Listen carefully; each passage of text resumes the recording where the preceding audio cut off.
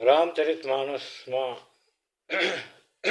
તુલસીદાસજી મહારાજે સંતનું વર્ણન કર્યું કે સરળ સ્વભાવ ન મન કુટિલાય જથા લાભ સંતોષ સદાય કહત સુદામા સતી સંત કે સ્વભાવ સુનો પ્રાણ ભરુ જાય પાપ મેં પટક કે ના કોઈ દિવસ પાપમાં એનો પગ ન પડે.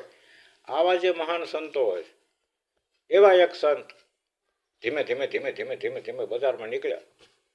પણ કેવો સંત કે નમામિ સમીશાન નિર્વાણ રૂપમ વિભુ વ્યાપકમ બ્રહ્મ વેદમ સ્વરૂપમ નિજમ નિર્ગુણમ નિર્વિકલ્પમ નિરીકમ ચિદાકાશમાકાશ વાસમ ભજે હંગ નિરાકાર ઓમકાર મૂલંગ તુરીયંગ ગિરા જ્ઞાન ગોતી તુમે શંગિરી શંકરાલંગ મહાકાલ કાલંગ કૃપાલંગ ગુણાગાર સંસાર પારંગ નતો હંગ તુષારાત સંકાશ ગૌરમ ગંભીરમ મનોભૂત કોટી પ્રભાસી શરીરમ પ્રચંડમ પ્રકષ્ટમ પ્રગલ્ભમ પરેશમ અને અખંડમજમ ભાની કોટી પ્રકાશમ. ધીમે ધીમે ધીમે ધીમે બજારમાં ચાલ્યા જાય.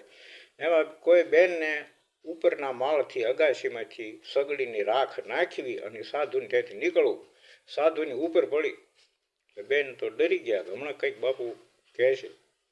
એટલે આમ સામે જોઈ નજર કરી અને સાધુએ કીધું સંતે યા દેવી સર્વભૂતેષુ શક્તિ રૂપેણ સંસ્થિતા નમસ્તસ્ય નમસ્તસ્ય નમસ્તસ્ય નમો નમઃ. હે માં, હે ભગવતી, હે જગદંબા, આજ તો બહુ કૃપા કરી.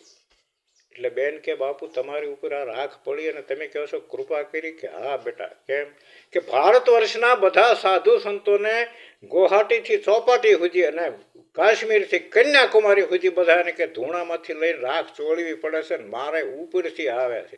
આવી જેની દ્રષ્ટિ હોય ને એને સંત કહેવાય.